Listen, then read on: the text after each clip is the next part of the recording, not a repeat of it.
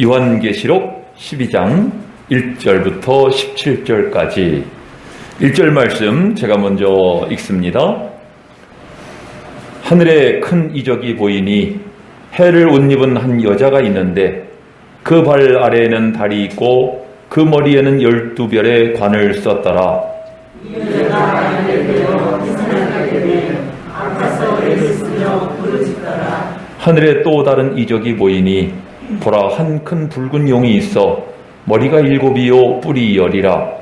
그 여러 머리에 7 왕관이 있는데 그 꼬리가 하늘의 별 3분의 1을 끌어다가 땅에 던져라. 용이 한 여자가 싸서 그가 해산하면 그 아이를 삼키고자 하더니 여자가 아들을 낳으니 이는 장차 철장으로 만국을 다스릴 남자라. 그 아이를 하나님 앞과 그 보좌 앞으로 올려가더라. 그 여자가 밤에로 방황해 거기서 1260일 동안 흑암을 위하여 하나님께서 예비하신 곳이 있더라. 하늘에 전쟁이 있으니 미가엘과 그의 사자들이 용과 더불어 싸울세. 용과 그의 사자들도 싸우나 이집을 하여 다시 하늘에서 이 곳을 얻지 못하느니라. 큰 용이 내쫓기니 옛뱀 곧 마귀라고도 하고 사탄이라고도 하며 온 천하를 꿰는 자라. 그가 땅으로 내쫓기니 그의 사자들도 그와 함께 내쫓기니라. 내가 또 들으니 하늘에 큰 소리 있어 이르되 이제 우리 하나님의 구원과 능력과 나라와 또 그의 세계가 나타났으니 우리 우리를 천사하는 자 곧 그의 하나님 앞에서 항상 천사자가 쫓겨나게 하고 또 우리 형제들이 어린 양의 피와 자기들이 증언하는 말씀으로써 그를 이겼으니 그들은 죽기까지 자기들의 생명을 아끼지 아니하였도다. 그러므로 하늘과 그 가운데에 거하는 자들을 즐거워하라. 그러나 땅과 바다는 회색해져 이는 만과 자들이 그러한 자신을 알므로 그의 능력으로 그에게 열렸습니다. 용이 자기가 땅으로 내쫓긴 것을 보고 남자를 낳은 여자를 박해하는지라.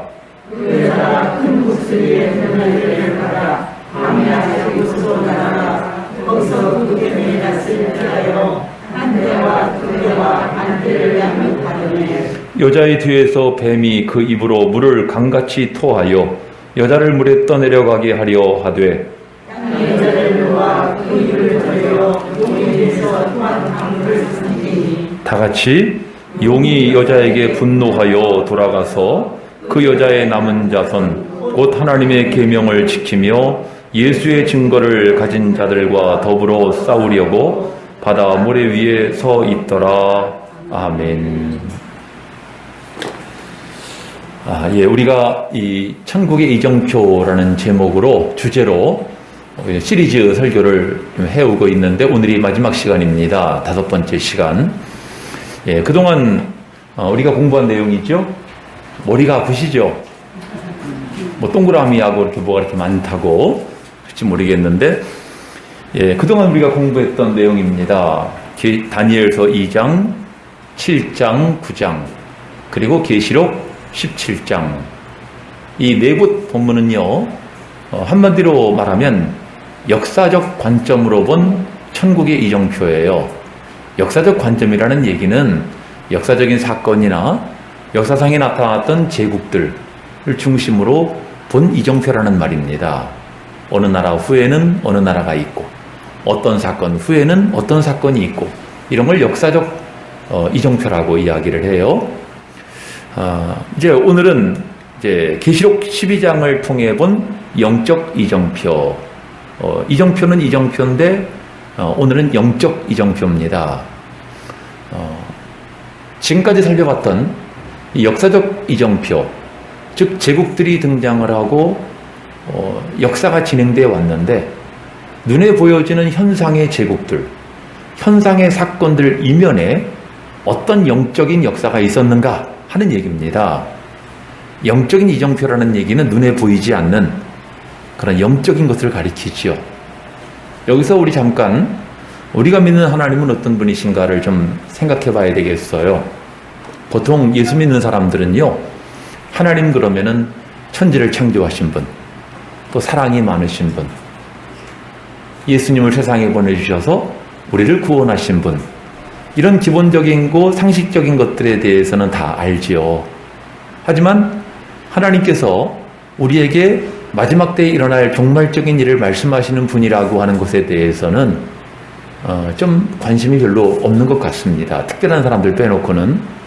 하지만 성경을 보면 우리가 믿는 하나님은 예언하시는 하나님, 계시하시는 하나님, 앞에 일어날 일을 미리 보여주시는 하나님이세요. 그래서 하나님을 가리켜서 계시자라고도 하고요, 언약의 하나님이라고도 이야기하는데, 대표적으로 우리가 언약의 이정표 그러면 창세기 15장을 얘기해요. 아브라함아, 내 자손이 이 땅을 유업으로 받게 될 것이다. 그동안 아브라함에게 여러 번 그 말씀을 하셨는데 창세기 15장에 오니까 앞으로 그 일이 이루어지기까지 어떤 일이 있게 될 것인가 하는 것을 말씀하시죠. 7가지를 말씀하세요. 너는 분명히 알아라. 내 자손이 이방에서 개게 되어 그들을 섬기게 될 것이다. 그들은 400년간 내 자손을 괴롭게 할 것이다. 그 후에 내 자손이 큰 재물을 이끌고 거기에서 나오게 될 것이다. 그러면서 이제 7가지를 총 말씀하시는데, 아브라함으로 하여금 하나님께서 아브라함에게 주신 언약이 어떻게 이루어질까 하는 질 것인가 하는 것을 차례대로 말씀하셨다는 말이죠. 그래서 언약의 이정표라고 말을 합니다. 여러분들 한 번만 찾아보시죠. 아모스 3장 7절 한번 보시겠습니까? 구약성경 아모스 3장 7절. 성경 안 보신 분들은 암울한 곳입니다. 아모스가 어디가 붙었는지. 아모스 3장 7절.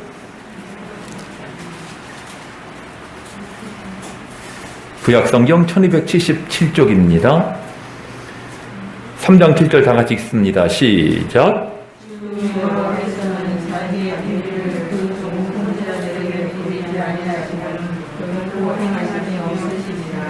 이걸 문법으로 얘기하면 이중부정이라고 그래요. 뭐하지 않고는 뭐하지 않는다. 이 말은 강한 긍정입니다. 반드시 자기의 비밀을 하나님께서 그 종 선지자들에게 먼저 보이신 후에 그 일을 행하신다는 것이죠. 하나님이 일하시는 방법이에요. 하나님은 뜬금없이 일하시는 분이 아니고 미리 하나님이 하실 일을 나타내신다는 거예요. 그 종 선지자들에게. 그러니까 선지자들만 알고 있으라는 얘기입니까? 아니죠. 선지자들을 통해서 하나님을 사랑하는 주의 백성들에게 알리라는 것입니다. 여러분들 창세기 18장 17절을 보시면은요, 소돔과 고모라를 멸망시키기 전에 하나님이 아브라함에게 그렇게 말씀하세요. 내가 하려는 것을 아브라함에게 숨기겠느냐.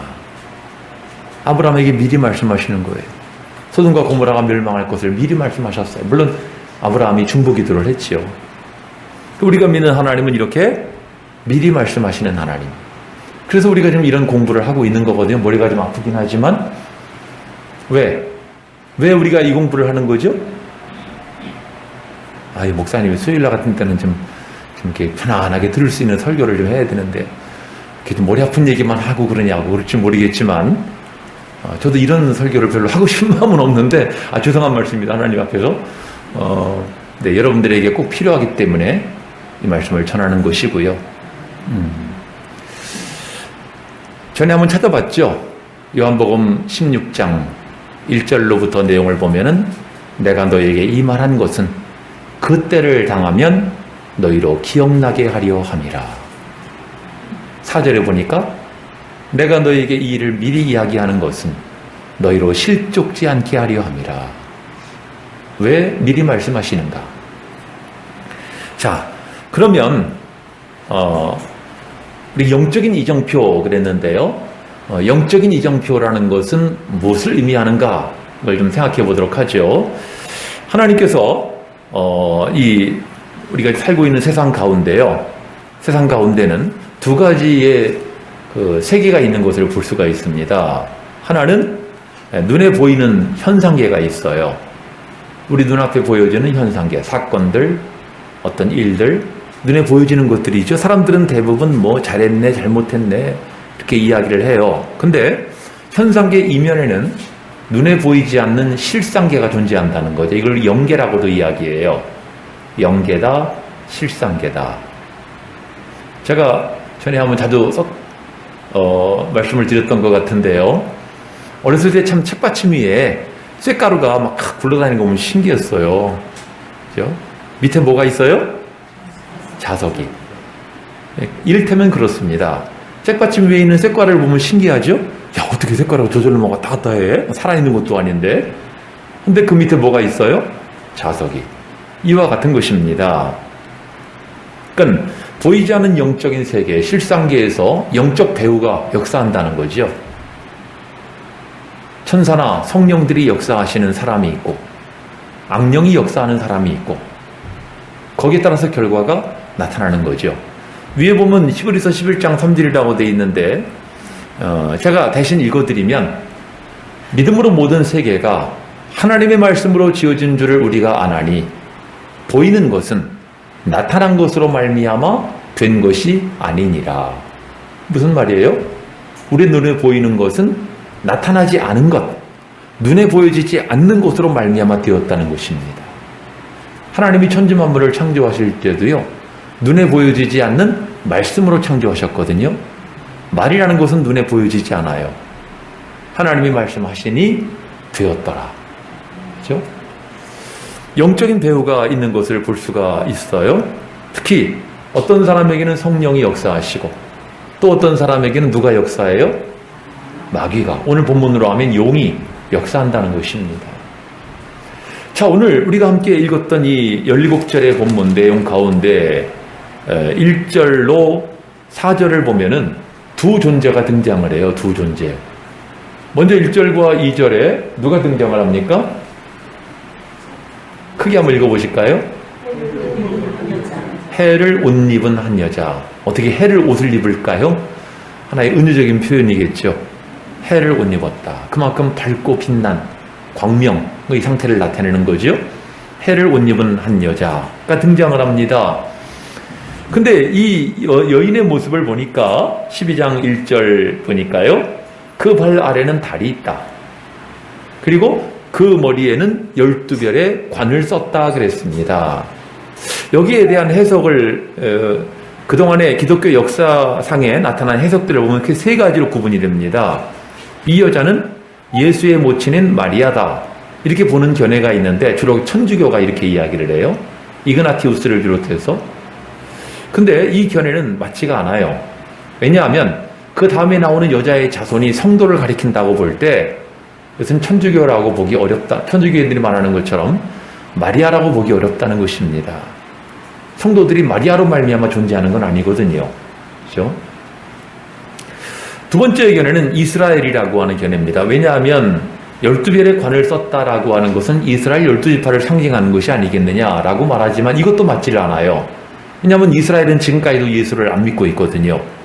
여자의 후손, 여자가 아들을 낳았다는 이야기는 예수님을 가리키는데 그렇게 보면 이스라엘이라고만 보기도 어렵다는 거죠. 그래서 세 번째, 이 신령한 교회를 뜻한다. 이게 가장 맞는 것으로 해석이 됩니다. 정확히 말하면 하나님의 공동체인 거예요. 이 여자의 본체는 하나님의 공동체, 하나님의 백성. 그거를 이제 구약의 광약교회, 신약의 말세교회라고 이야기합니다만은 하나님으로 말미암은 하나님께 속한 교회, 공동체를 말한다고 그래야 일관성이 있어요. 볼 수가 있다는 것입니다. 그러면 두 번째 이제 한 큰 붉은 용이 등장을 하죠.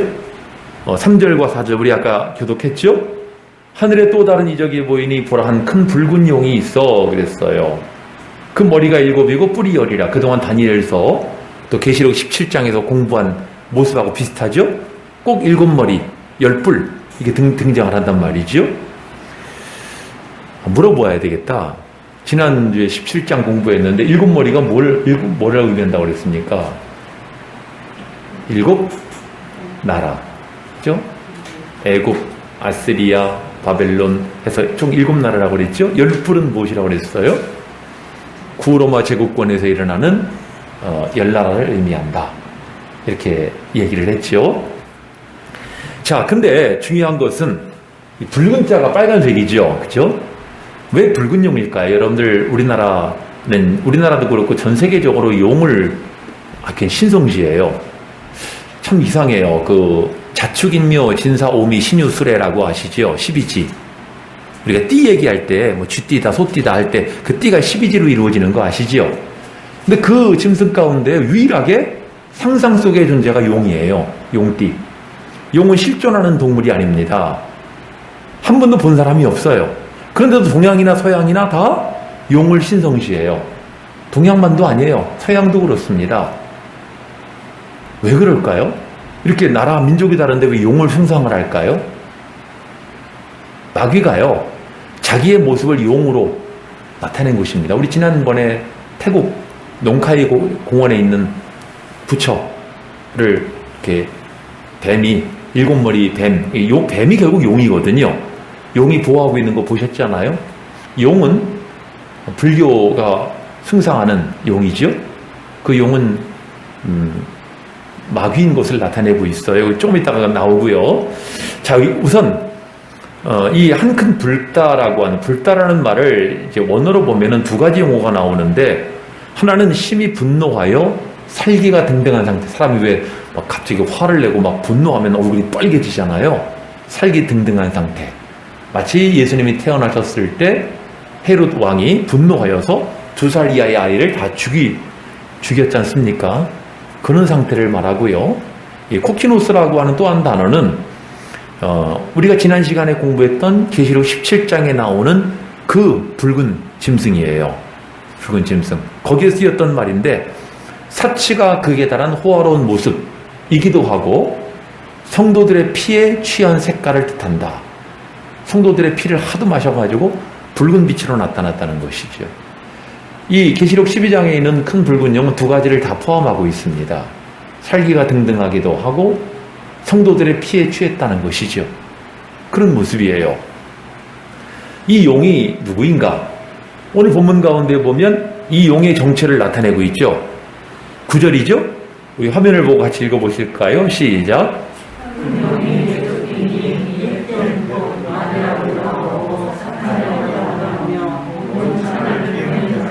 자, 큰 용이 내 쫓겼다 그랬는데 이 큰 용이 누구라는 거예요?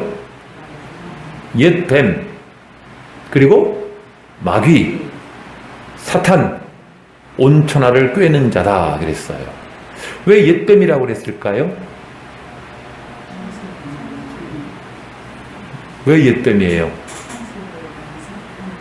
그렇죠. 창세기 3장에 나오는 에덴 동산에서 아담과 하와를 유혹하였던 그 뱀을 가리킵니다. 그 뱀. 용의 본체가 뭐예요? 옛 뱀. 그러니까 창세기 3장의 뱀이 마귀의 화신으로 나타난 겁니다. 마귀가 동물의 모습으로 나타났다는 이야기죠. 그래서 아담과 하와를 꿰었고 타락하게 만들지 않습니까? 가인의 속에서 가인을 충동하여 자기 동생 아벨을 돌로 쳐 죽인 실체는 누구예요? 뱀, 마귀입니다. 그래서 이 용이 누구인가를 나타내고 있어요. 아까 지금 우리나라도 그렇고 용 이야기를 했는데요. 황룡이다. 황룡은 길조의 상징이라고 그래요. 청룡, 황룡. 근데 흑룡이라든가 이런 붉은 용은 약간 별로 기분이 안 좋은 흉조의 상징이라고 이야기를 합니다. 성경에 나와 있는 이야기는 아니고 우리가 주역이라든가 이런 데서 이제 흔히 하는 말이에요. 중요한 것은 이 옛뱀, 바로 창세기 3장에 나오는 그 뱀을 말하는데요. 그럼 우리가 이제 그 부분을 좀 공부해야 되겠죠? 그러면 창세기 3장 15절을 보시면은 하나님께서 인류를 범죄케 만든 원흉, 뱀에게 하신 말씀이에요. 같이 한번 읽어보실까요? 시작. 내가 너로 여자와 원수가 되게 하고 내 후손도 여자의 후손과 원수가 되게 하리니 여자의 후손은 내 머리를 상하게 할 것이요 너는 그의 발꿈치를 상하게 할 것이니라 하시고. 이게 무슨 내용입니까? 하나님께서 뱀에게 내가 너로 여자와 원수가 되게 한다. 뱀과 여자가 원수가 된다는 것인데 일반적인 여자를 가리킨다기보다는 하나님께서 말씀하신 여자, 아까 우리가 살펴봤죠? 그리고 너의 후손, 뱀의 후손도 여자의 후손과 원수가 되게 하는, 여자의 후손은 누구를 말합니까? 오실 메시아를 가리킵니다. 뱀의 후손, 누군지 알겠죠? 뱀의 사주를 받는 존재들. 최종적으로는 적그리스도죠. 그렇죠? 원수가 되게 할 것이다. 근데 여자의 후손은 내 머리를 상하게 할 것이다. 너는 그의 발꿈치를 상하게 한다. 십자가 사건을 두고 하신 말씀이에요. 십자가를 통해서 마귀는 예수님의 발꿈치를 상하게 했고, 동일한 십자가를 통해서 예수님은 마귀의 머리를 깨뜨려 버리셨다는 것입니다. 사망 권세를 폐하시고 인류를 죄와부터 구원하시는 큰 승리를 이루시지 않습니까? 그래서 이 창세기 3장 15절은 여자의 후손과 뱀의 후손 간의 전쟁을 예고한 말씀이고요. 그래서 예외 없이 모든 신학자들은 이 본문을 원복음이다, 원시복음이다, 또는 복음의 원전이다, 또는 최초의 복음이다 이렇게 이야기합니다. 왜 최초의 복음일까요? 왜 원시복음일까요? 예수 그리스도에 대해서 가장 처음 예언한 말씀이기 때문에 그래요. 하나님께서는 처음부터 인류가 범죄했을 때부터 아들 예수님을 보내시기로 작정하시고 예언하신 거예요. 이해가 되십니까? 하나님이 오랜 후에 예언하신 것이 아니고 바로 범죄한 직후에. 근데 중요한 것은 이제 창세기 3장 15절 이 한 절을 한 장으로 확대한 것이 계시록 12장입니다. 오늘 본문. 그리고 이것을 확대한 것이 신구약 성경 전체예요. 창세기 3장 15절은 한 절이지만 이 한 절을 풀어놓은 것이, 확대한 것이 계시록 12장이고, 계시록 12장을 펼치면 창세기부터 요한계시록이 됩니다. 반대로 이야기하면은요, 신구약 성경 66권 전체를 한 장으로 축소한 것이 계시록 12장이고, 한 장도 너무 많다, 한 절로 축소한 것이 창세기 3장 15절입니다. 결국 뭐라는 얘기예요? 인류 역사라고 하는 것은 용과 여자의 싸움이자 용의 후손, 뱀의 후손과 여자의 후손과의 싸움이라는 것입니다. 그 증거를 여러분들에게 보여드릴게요. 이 화면을 보시면은, 자, 여자의 후손, 뱀의 후손 이렇게 나와 있죠? 글자 보이시죠? 뱀의 후손이 어떻게 했습니까? 여기 보시면은 가인은 사단의 화신이죠. 가인은 아벨을 돌로 쳐 죽입니다. 자, 이 내용을 잘 보세요. 지금 가인이 화가 나가지고 분노에 의해서 동생을 때려 죽였어요. 하지만 이 일에 대한 영적인 배후를 보면은요, 아벨을 죽였다는 것은 의인을 죽인 것이기도 하지만은 아벨의 후손으로 예수 그리스도가 세상에 오지 못하도록 사탄이 가인의 마음을 충동질하여서 원천봉쇄하기 위해 아벨을 돌로 쳐 죽였다는 것입니다. 예수님 세상에 오지도 못할 뻔했어요. 아벨이 죽는 바람에. 하나님이 누구를 보내주셔요? 다시 아담과 하와에게 아벨 대신 셋을. 알고 계시죠? 어째 처음 듣는 얘기처럼 나 혼자 얘기하는 것 같아요. 좀 반응 좀 하세요. 예, 참. 그래서 그 다음에 두 번째, 아브라함 시대에 이게 무슨 말이냐면은 애굽왕 바로하고 이 칸이 없어가지고 들썼는데, 블레셋 왕 아비멜렉이 아브라함의 부인인 사라를 취하려 버렸잖아요. 여러분들, 이것이 단순히 여자를 아브라함의 아내를 뺏어가지고 아내를 삼으려고 했다, 현상적으로는 그래요. 하지만 실상을 보면 그 속에 악한 마귀가 사라의 몸을 더럽혀서 오실 메시아가 오지 못하도록 하고자 하는 의도가 있었다는 것이죠. 성경을 볼 때도 그렇고 우리 신앙생활에서도 영적인 배후를 늘 생각을 해야 됩니다. 무슨 말인지 아시겠습니까? 그 사람 그랬대 저랬대 하고 거기서만 끝나면 안 되고 그 일의 배후가 무엇일까? 여러분들, 이 사울도요 다윗을 시기하고 질투했어요. 사람들이 다윗을 좋아하니까 다윗을 몇 번씩 죽이려고 들잖아요. 단순히 인간적인 감정, 시기, 질투 때문에 죽이려고 했던 것처럼 보이지만 영적인 배우로 보면은 사탄이가 사울의 마음을 충동질해서 다윗의 후손으로 예수님이 세상에 오지 못하도록 원천 봉쇄하려고 했다는 이야기입니다. 또 유다 왕통의 아달랴가 누구냐면은 아합과 이세벨의 딸이에요. 결국 정략 결혼을 하게 되는데 여호사밧 왕 때. 근데 이 시집을 봐가지고는 자기 남편이 죽은 것을 보고 왕족의 씨를 다 죽여버립니다. 간신히 그 당시에 요아스가 피신을 하게 되죠. 여러분들이 유다 왕통의 씨를 없애버리려고 한 건 무슨 의도예요? 그 속에 누가 역사한 것입니까? 사탄이가 다윗의 자손으로 메시아가 오지 못하도록. 또 여러분들이 잘 아시는 에스더서에 나오는 하만이 모르드게를 미워해서 모르드게가 속한 유다인들을 다 죽이려고 했죠? 마찬가지 원리입니다. 그리고 신약시대에도 헤롯 왕이 유대인의 왕으로 예수님이 오셨다는 말을 듣고 어떻게 합니까? 군대를 풀어서 2살 이하의 아이를 다 죽여버리지요. 이 지금 헤롯 왕이 자기의 감정만 갖고 한 것이 아니고 그 속에 누가 역사한 거예요? 그 배후에 용이 역사한 것입니다. 한 큰 붉은 용이. 사탄 마귀가. 또 사탄이가 예수님이 세상에서 하나님의 일을 하시게 될 때 3가지로 시험하지 않아요? 또 십자가 앞에서도 계속 사탄의 공격을 맹공을 퍼붓습니다. 인류 구원이 이루어지지 못하도록. 그리고 오늘날에는 우리의 대적 악한 마귀가 교회를 박해하고 성도들이 신앙생활을 바로 하지 못하도록 여러 가지 방법으로 우리를 미혹하고 있다는 사실을 여러분들 아셔야 됩니다. 여러분들 이런 표현이 좀 자극질지 모르겠지만은 여러분들 사탄의 농간에 논한하시면 안 돼요. 여러분들의 생각인 것 같지만 그게 사탄의 생각일 수도 있어요. 베드로도 그랬는데 뭐. 베드로도 사탄이라는 말 들었잖아요. 저나 여러분이라고 뭐 배울 수 있어요? 우리가 영적으로 깨어있지 못하면은 어쩔 수 없어요. 우리 사탄에게 사로잡힐 수도 있는 것입니다. 그래서 여러분들에게 영적으로 늘 깨어있어야 한다고 말씀을 전하는 것입니다. 뭐 저 좋으라고 하는 얘기가 아니지 않습니까?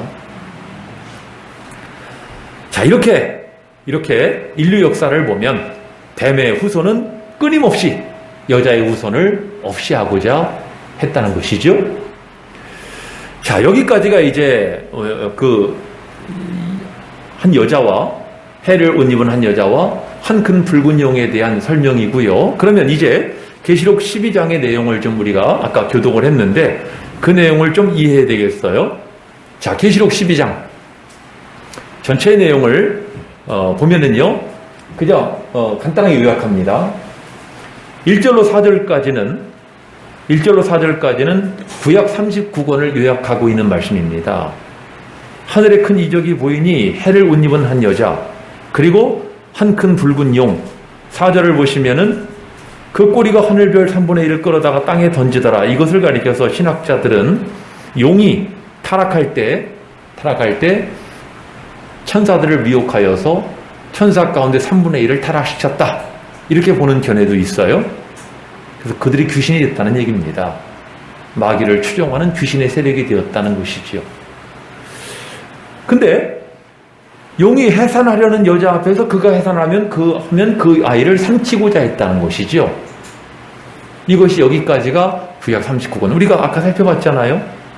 아벨의 때로부터 끊임없이 없이하고자, 메시아가 오지 못하도록 방해하고 원천 봉쇄하려고 얼마나 발악을 했습니까? 악한 마귀가.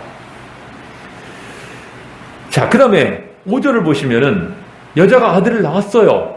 이는 장차 철장으로 만국을 다스릴 남자라. 이 아들이 누구예요? 예수님이지요. 그 아이를 하나님 앞과 그 보좌 앞으로 올려가더라. 그래서 이 5절은 신약 사복음서와 사도행전 1장을 말합니다. 예수님의 승천까지. 그리고 6절, 그 여자가 광야로 도망하며 거기서 1260일 동안 그를 양육하기 위하여 하나님께서 예비하신 곳이 있더라. 사도행전의 역사입니다. 예루살렘에 박해가 일어나서 사도회에는 다 흩어지게 되죠.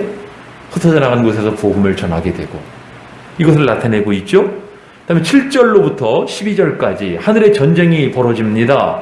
미가엘은 하나님의 천군을 움직이는 천사장이죠. 미가엘과 그의 사자들이 용과 더불어 싸워서 용을 하늘에서 쫓아버립니다. 그 용, 마귀는요, 성경을 보면 공중 권세 잡은 자라고 되어 있거든요. 흑암의 권세자. 공중 권세 잡은 자를 누가 쫓아냈어요? 미가엘이. 미가엘이 자기 힘으로 했다는 것보다도 예수께서 죽으시고 부활하시고 승천하심으로 참 그 모습을 잘 나타내고 있는 것이 마태복음 28장이에요.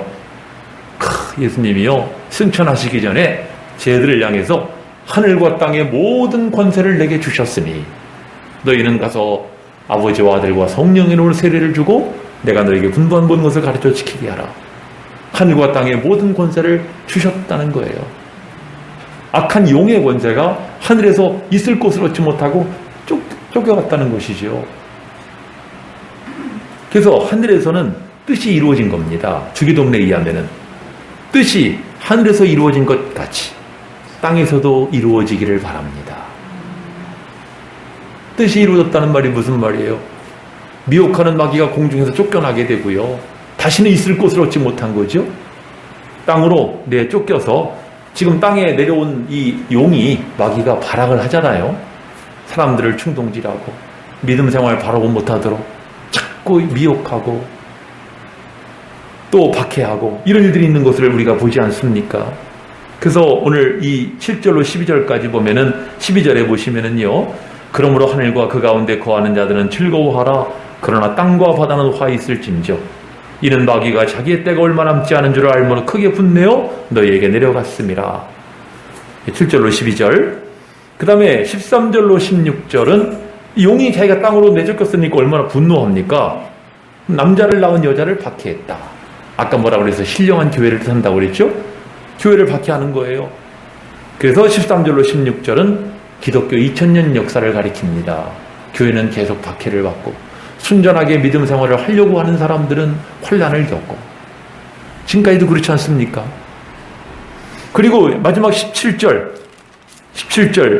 한번 같이 읽어보실까요? 시작. 용이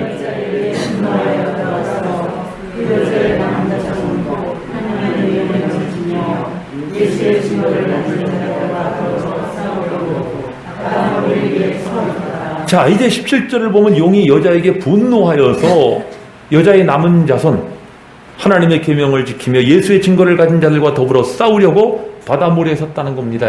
지금 이 17절이 지금 우리가 살고 있는 시대입니다. 17절이 자기 뜻대로 안 된 거예요. 예수님을 오지 못하도록 막으려고 했는데 그것도 안 됐고 지금 다 실패했잖아요. 그러니까 이제 최후의 발악을 하는 거죠. 잘 보세요. 계시록 12장, 13장, 14장은 한 세트입니다. 그러면서 13장 1절을 보시면 내가 보니 바다에서 한 짐승이 나오는데 이 12장은 용이고요. 13장은 짐승이에요. 근데 이 짐승의 모습이 똑같아요. 뿔이 10이요, 머리가 7이라. 이 13장에 나오는 바로 그 짐승이 우리가 알고 있는 적그리스도죠. 적그리스도. 그러니까 무슨 말이냐면 17절에서 용이 여자에게 분노하여서 여자의 후손과 싸우려고 섰는데 자기가 싸우기도 하지만은 이 성도들과 대신 싸울 존재를 보냈다는 것입니다. 그가 누구라는 거예요? 적그리스도. 하나님이 아들을 보내신 것처럼 똑같이 마귀도 자기 아들을 세상에 보낸 거예요. 적그리스도로 말미암아 성도들이 고통을 받게 될 것을, 그래서 지금 13장이 자연스럽게 적그리스도의 장으로 이어집니다. 우리가 흔히 아는 666이라고 하는 표가 나오는. 그리고 14장에 가면은 내가 보니 보라 어린 양이 시온산에 섰고, 무슨 말입니까? 바로 이 적그리스도의 마지막 환난을 이기고 승리한 자들이 주님과 함께 시온산에서 하나님의 나라에 들어가게 될 것을 나타낸 말씀이지요. 그래서 12장, 13장, 14장이 차례로 이어지고 있어요. 지금 계시록 12장에는 네 국면이 나타나는데요. 지금 우리가 살펴봤습니다마는 1절, 2절은 아이를 해산하려고 애를 쓰는 여자의 모습. 구약의 모습이라고 그랬죠. 그 다음에 3절로 12절은 여자가 낳은 아이와 붉은 용, 13절로 16절은 성령 강림으로 탄생한 신약교회와 붉은 용, 17절은 끝까지 계명을 지키는 성도들과 붉은 용. 결국 붉은 용이 여자와도 싸우고 여자가 낳은 아이와도 싸우고 여자의 남은 자손과도 싸우고 끝까지 계명을 지키는 성도들과도 싸우는 존재라고 하는 것이죠. 이 마귀, 사탄이가 인류의 아주 원흉입니다. 특히 이 가운데 우리는 지금 이 13절부터 17절 이것에 주목해야 되는데요. 신약교회가 성령 강림으로 탄생을 했고 그 이후로 계속 우리는 영적 싸움을 싸우고 있는 거죠. 오늘 시대도 마찬가지고. 그래서 여러분들 오늘 이 12장 내용을 보시면은 이 여자가 언제나 용에게 괴롭힘을 당하는 모습으로 나타나요. 계시록 12장 4절, 13절, 15절, 17절을 보시면은 여자가 이 사람을 삼키고자 하고 남자를 낳은 여자를 박해하고 여자를 물에 떠내려가게 하려고 하고 여자의 남은 자손과 더불어 싸우려고 했다는 것입니다. 결국 여자와도 그렇고 여자의 후손과도 마찬가지입니다.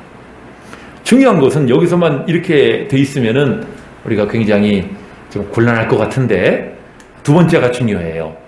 하지만 하나님은 그때마다 개입하셔서 보호해 주심으로 벗어나게 하세요. 6절을 보니까 양육하기 위하여 하나님은 특히 성도들을 양육하시는 분이시죠. 하나님이 예비하신 곳이 있더라. 또 큰 독수리의 두 날개를 받아 피하여 양육하시고 땅이 여자를 도와 입을 벌려 강물을 삼켰다. 어려움을 당할 때마다 하나님께서 교회를 지키시고 부하신 것을 볼 수가 있어요. 안 그랬으면요 지금까지 교회가 살아남기 어려웠을 거예요. 얼마나 그동안 기독교 2000년 역사 가운데 교회를 없애버리려고 얼마나 많은 일들이 있었어요. 그죠? 우리가 당장 성경을 보더라도 초대교회 없애버리려고 얼마나 발악을 합니까? 그죠? 그 2000년 역사 속에서 수없이 박해를 받고 수많은 순교자들이 등장을 하고 그런 가운데서도 끝까지 하나님이 보호하시고 지켜주신 줄로 믿습니다. 그래서 이제 교훈의 말씀은 그거예요. 마귀는 언제나 성도들을 대적하고 핍박합니다. 그게 너무나 자연스러운 일이지요. 여러분들 우리가 편안하게 살기를 원하지만은 엄밀히 말하면은 이 세상에서는 평안한 삶을 살기가 어려워요. 우리는 늘 영적 싸움을 싸울 수밖에 없는 존재입니다. 왜? 우리의 세적 마귀가 시시각각 우리를 공격하려고 하잖아요. 베드로전서 5장 8절에 나오지 않습니까? 너희 대적 마귀가 우는 사자와 같이 두루다니며 삼킬 자를 찾나니 너희는 믿음을 굳건하게 하여 그를 대적하라. 중요한 것은 두 번째, 그때마다 하나님이 환난 중에 동참하사 교회와 성도들을 보호하셨다는 것입니다.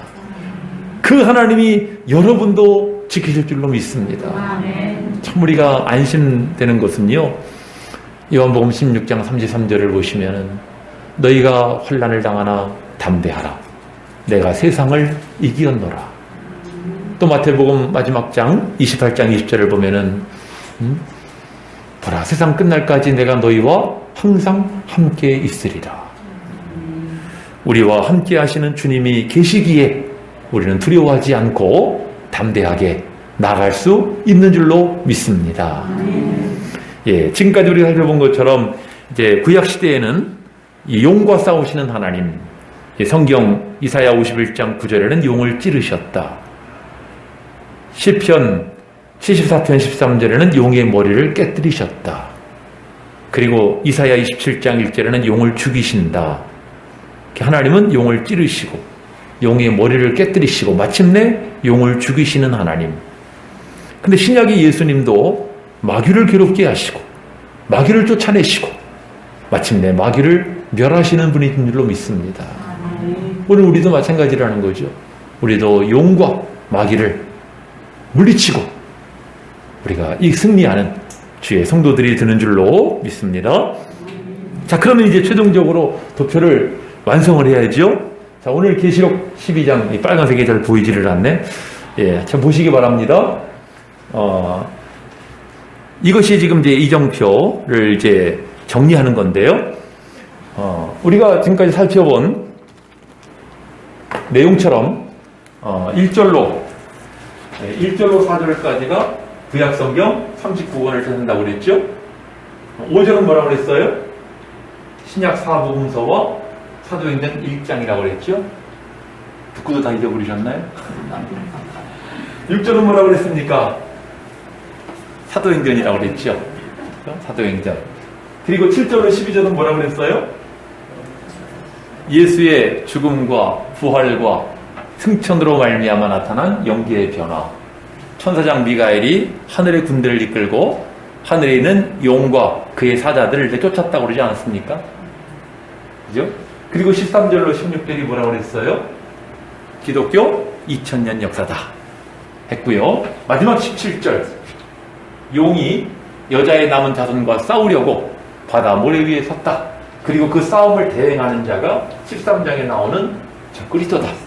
그 적그리스도가 바로 지금까지 살펴본 작은 뿔, 한일의 언약을 정하는 자, 8째 왕, 이 적그리스도를 말하는 거죠. 그리고 14장 계시록, 이 12장, 13장, 14장입니다. 계시록 14장, 시온산에 어린 양이 섰고 그와 함께 14만 4천이 섰다 그랬어요. 우리나라도 그렇고 그 14만 4천 때문에 아주 얼마나 이단들이 많았는지요. 14만 4천밖에 못 들어가 그러면서 그런 게 자꾸 미혹되지 마세요.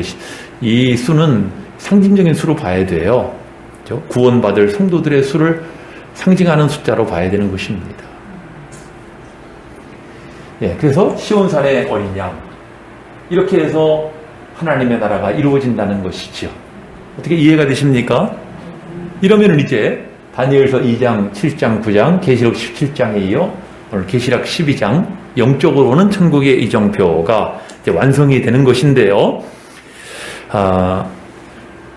오늘 이 말씀을 참고하면서 우리는 어떤 교훈을 얻어야 되겠는가?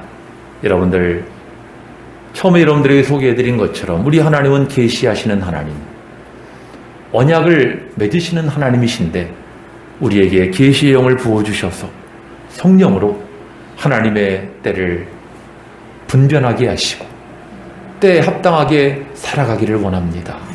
우리 기도 제목이에요. 하나님, 나에게 계시의 영을 부어주십시오. 계시의 영이 어떤 영입니까? 성령이시죠.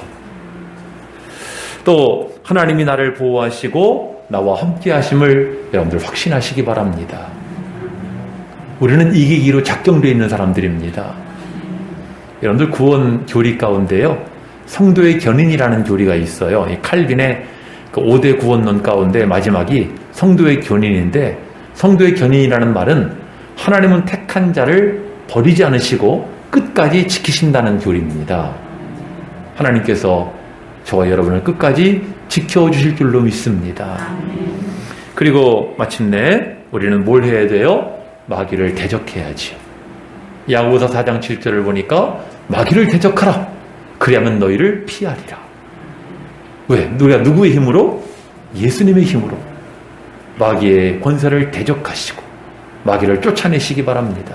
또 에베소서 6장에 있는 말씀대로 하면은 하나님의 전신갑주로 무장하시기 바랍니다.